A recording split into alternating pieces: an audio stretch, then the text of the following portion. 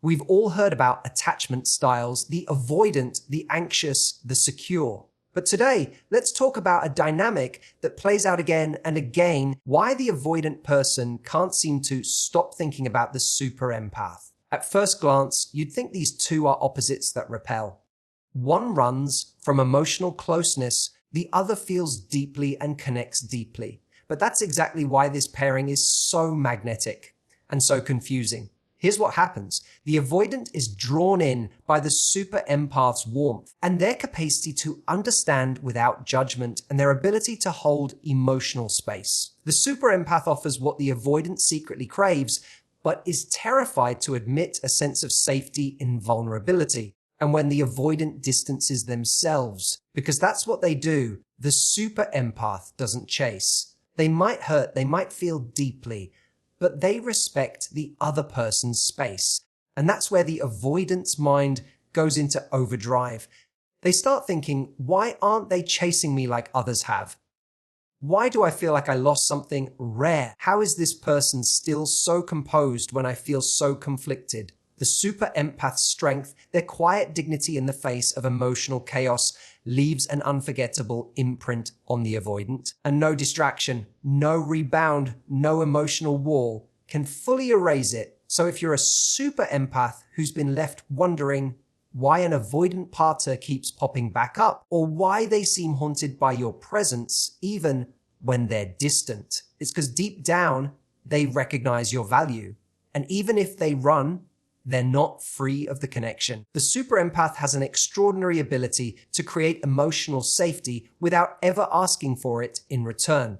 It's not about grand declarations or needy pleas. It's the way they listen, the way they intuit what someone feels even when nothing is said. For the avoidant, this is disarming. They're used to relationships that demand that pressure, that corner them emotionally. They're used to people trying to crack them open, push for more, or guilt them into intimacy. But the super empath doesn't do any of that. They simply are. They show up with calm, with acceptance, and with a deep understanding of human emotion. It's not a performance. It's their nature. To someone who fears vulnerability, who's built their identity around self-protection and independence, this kind of emotional presence is quietly overwhelming. It's like being seen without being interrogated. The super empath doesn't try to fix. The avoidant doesn't try to coax more out of them than they're ready to give. Instead, they offer the rare gift of patience. They allow space. They let silence breathe without interpreting it as rejection. And paradoxically, that's what starts to crack the avoidant's emotional armor. Because here's the twist, the avoidant often wants connection just as badly as anyone else. They just don't trust it. They've often learned that closeness leads to pain, that love comes with strings, expectations, or eventual abandonment. So they stay guarded. They keep their distance. But when someone comes along who doesn't force them to be more open, who doesn't punish them for needing space, something changes. The avoidant starts to feel safe in ways they didn't even know they needed. They start to sense that maybe closeness doesn't always have to cost them their autonomy. Maybe vulnerability doesn't have to equal danger. This is the quiet power of the super empath. They don't need to say, "You can trust me." They embody it. Their presence alone becomes a safe harbor. Their emotional intelligence does the talking. And for someone used to living behind walls, that kind of peace can be deeply addictive. It's why the avoidant often finds themselves thinking about the super empath long after they've pulled away, because they didn't just meet someone who wanted love. They met someone who offered it in a way that didn't threaten their freedom. And once that happens, it's almost impossible to forget. The avoidant is used to a very predictable pattern in relationships. When they pull away, most people chase. They beg for answers. They try to fix things. They reach out again and again, hoping to re-establish connection. This cycle reinforces the avoidant's belief that closeness equals pressure. It confirms their need to retreat. But when they meet a super empath, that pattern doesn't play out the same way. The super empath might feel the loss deeply. They're not immune to pain, But they don't scramble to close the gap. They don't try to convince the avoidant to come back. They feel the distance, and instead of reacting with panic, they respond with self-respect. That's where everything begins to shift. The avoidant expects to feel in control by stepping back, to regain emotional space by triggering the other person's anxiety. But instead, they're met with silence. Not cold silence. Peaceful silence. The super empath doesn't turn bitter, doesn't play games, doesn't lash out. They simply don't chase. And that's what unsettles the avoidant.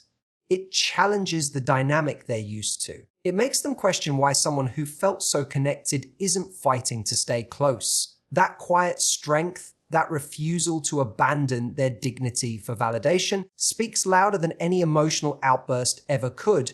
It becomes a mirror. The avoidant starts to see what they've pushed away. Not someone who was needy or demanding, but someone who was grounded, secure, and emotionally intelligent enough to know their worth. That awareness doesn't come immediately, but it lingers. In moments of reflection, the avoidant replays the interactions not to justify their distance, but to understand why it doesn't feel as freeing as it usually does. Why, instead of relief, there's restlessness. The super empath's response sends a powerful message. I care about you, but I won't abandon myself to prove it. That is incredibly rare and incredibly attractive on a deeper level. The avoidant may not even be able to articulate it, but they feel it. That calm confidence is disruptive. It gets under their skin because it doesn't align with the avoidant's usual emotional framework. It shows them a kind of love that isn't built on control, dependency, or emotional chaos. It's solid, steady, and self-contained.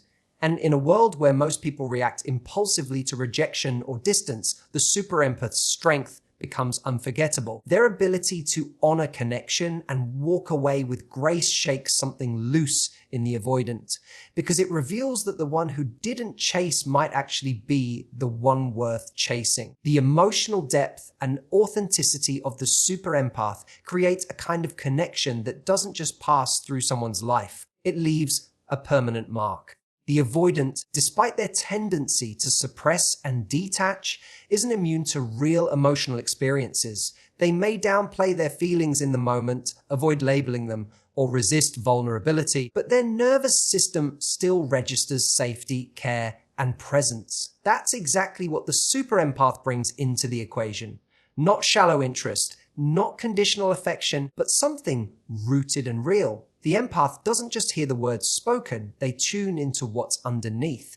They pick up on energy, on tone, on the quiet pauses between sentences. They respond with empathy that doesn't feel performative or transactional. It's natural. And that makes the avoidant feel seen on a level they rarely experience. Not judged, not analyzed, just understood. For someone who has spent much of their emotional life in hiding, that kind of understanding is deeply disarming. Most of the time, avoidants manage to keep people at a distance because they never fully reveal themselves. They wear masks, they stay surface level, they protect their inner world. But with the super empath, those walls don't feel necessary. The empath doesn't demand access. They invite it without force. They let the avoidant open up at their own pace, often without realizing it's happening. And in those quiet, vulnerable moments, those seemingly insignificant late night conversations or gentle observations, the avoidant lets their guard down more than they intend to. And even if they retreat afterward, the experience leaves an imprint. That imprint isn't dramatic. It's not a roller coaster high. It's a soft, steady warmth that lingers. It's the kind of connection that doesn't rely on coast to feel alive. And because it's so rare, it becomes the standard by which other connections are measured. After the avoidant leaves, they may enter new relationships or return to their old patterns, but they'll find themselves comparing others to the presence of the empath. They'll remember how they felt around them. Safe, understood, emotionally held, even if they never said it out loud. It's not about the empath doing something to be remembered. It's about who they are. Their authenticity doesn't try to impress. It just exists. And because it exists in a world full of noise, emotional withdrawal, and superficiality, the avoidant finds themselves haunted not by regret alone, but by a deep recognition that what they had wasn't ordinary and might not come again. The avoidant's push-pull behavior isn't random, and it isn't without consequences. On the surface, it might look like they're in control, stepping close when they want intimacy, pulling back when it feels overwhelming. But underneath that pattern lies the very thing that keeps the super empath stuck in their mind. Every time the avoidant gets close, they experience the comfort and safety the super empath naturally provides. It's reassuring, it softens their defenses. But just as they begin to feel that warmth, their old fears creep in. Fear of losing themselves, fear of needing someone too much, fear of getting hurt. So they pull away to regain their sense of safety. But here's where it gets complicated. That act of pulling back creates space, and in that space, the avoidant begins to feel the loss of what they just had. They tell themselves they needed distance, but now that they have it, they're not at peace. Instead, they feel the absence of the super empath's presence. The push and pull aren't satisfying because both ends of it create discomfort. Closeness stirs up fear, distance stirs up longing, and so they stay caught in the loop. Thinking, remembering, second-guessing, this dynamic fuels the avoidance obsession more than they realize, because the super empath isn't playing the same game. When the avoidant pulls away, the empath doesn't chase after them, begging for scraps of attention. They don't send 10 texts or try to force connection. They honor the space the avoidant asked for. And because of that, the avoidant can't easily dismiss them as needy or too much. There's no easy justification for pushing them away. Instead, the avoidant is left with the quiet, undeniable truth that they won creating the distance, and they are the one feeling the cost of it. Every time they push the super empath away, it creates more mental real estate for that person to occupy. They replay the moments of closeness. They wonder if they made a mistake. They question why they can't stop thinking about someone who, on paper, they believe they should have let go of. The push-pull doesn't bring relief. It creates an emotional tension that stays unresolved. And because the super empath remains composed, dignified, reply, and true to themselves throughout, the avoidant can't shake the thought of what they had and what they've put at risk. This internal conflict keeps connection alive in their mind long after the physical closeness is gone. The super empath has a unique strength that's often misunderstood. While they feel emotions deeply, they're not emotionally fragile. They can sit with heartbreak, loss, and confusion without letting it pull them into desperation. When an avoidant partner pulls away, the super empath may hurt, but they don't lose themselves. They honor their emotions without letting those emotions drive reckless behavior. They can love someone fully and still walk away with grace when that love isn't being met with reciprocity. That balance is powerful, and for the avoidant, it's unforgettable. Most people, the avoidant encounters either cling or collapse under emotional pressure, but the super empath does neither. They give the avoidant space when it's needed, not as a manipulative tactic, but as a reflection of their self-worth. They know they're not here to chase someone who isn't ready. This quiet decision to let go, without drama, without ultimatums, lands differently. It's not a door slammed shut in anger, it's a door left open with dignity. That subtle distinction has a huge emotional impact. The avoidant isn't used to being left in peace by someone who truly saw them. Usually people either erupt in frustration or fade out in bitterness. But the super empath doesn't punish them. They step back not because they've stopped caring, but because they refuse to stay in a space where they're emotionally starved. And because they do this with love still in their heart, it creates a lasting emotional echo. The avoidant starts to realize that the empath's departure wasn't rejection, it was self-respect. That realization doesn't fade easily. What lingers in the avoidant's mind isn't just the person. They remember the way the super empath left. Calm, clear, compassionate. That kind of exit is hard to forget because it's so rare. The world teaches people to either fight harder or walk away in anger. But the super empath shows a third option, leaving with love. leaving without losing yourself. And that strength, that poise in the middle of emotional pain, is what keeps echoing in the avoidance mind. It challenges their old beliefs. It plants the idea that maybe love doesn't have to be chaotic to be real. Maybe connection can be strong without being controlling.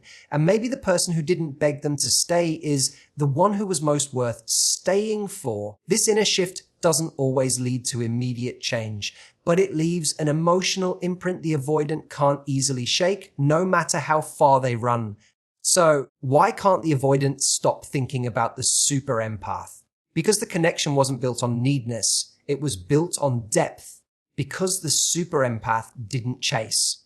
They stood tall. Because they didn't lose themselves trying to win love. They offered it freely and walked away when it wasn't met. That kind of love doesn't just disappear, it lingers. It teaches. It leaves a quiet imprint that echoes in the spaces the avoidant tried to keep silent. And here's the truth: the super empath didn't try to change the avoidant. They simply showed them what real connection looks like. No manipulation, no games, honesty, presence, and heart. And that's exactly what haunts the avoidant.